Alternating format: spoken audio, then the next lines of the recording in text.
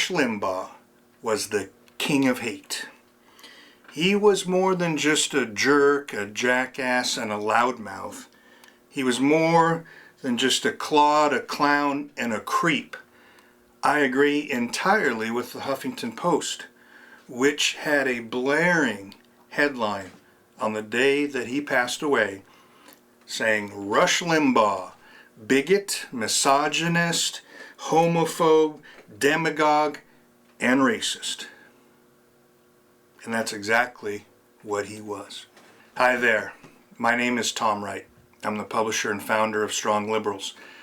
Please subscribe to my channel, hit the bell so you get notifications, and send copies far and wide. Rush Limbaugh liked to claim that he had talent on loan from God. In reality, he was the devil's disciple, spitting hate, fire, and fear straight from hell. He polluted the airwaves with his fear, hate, and lies. Limbaugh's listeners were a zombie cult of ditto heads. They turned on their radios and they turned off their brains when they listened to him. Ludicrously, he convinced millions of mediocre white guys and other assorted misfits and malcontents that they were somehow the victims of society.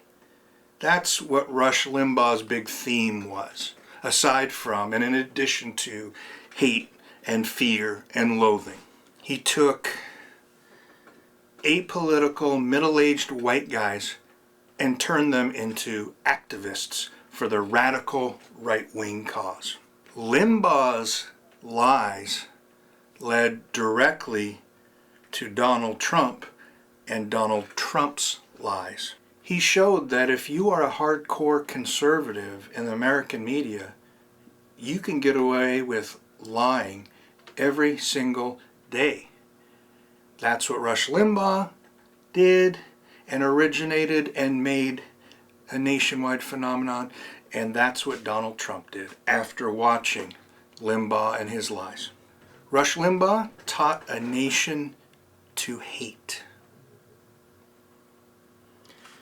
And the ratings-driven, for-profit corporate media enabled Limbaugh's hate and racism and misogyny because it was good for business. His racism and demonization made the media corporations a mountain of money.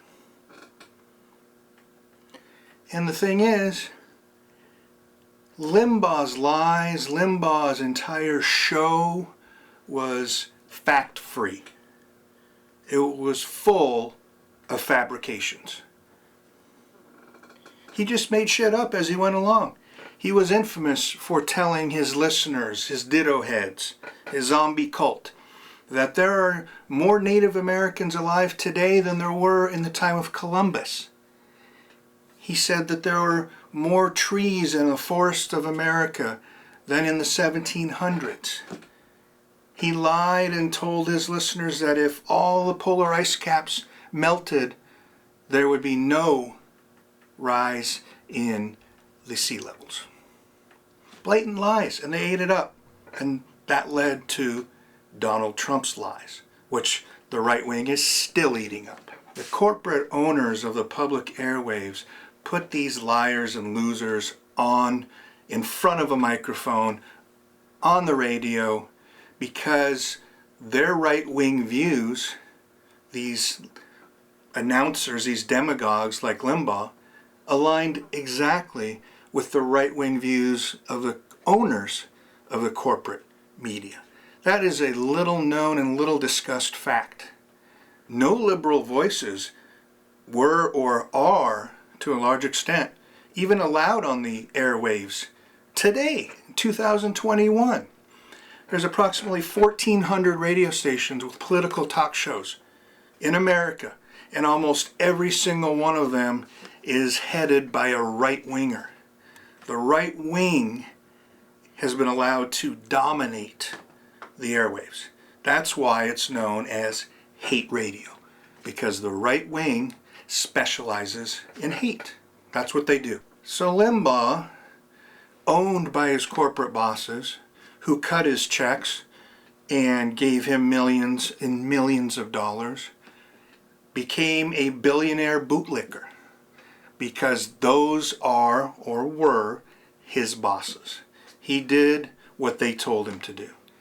And the only people he ever talked about in his hate fest were the politically weak, minorities, women, gay and lesbians, immigrants, undocumented individuals. He was a bully. He only spread hate and fear and loathing and lies about politically weak individuals because he could get away with it. They didn't have a platform.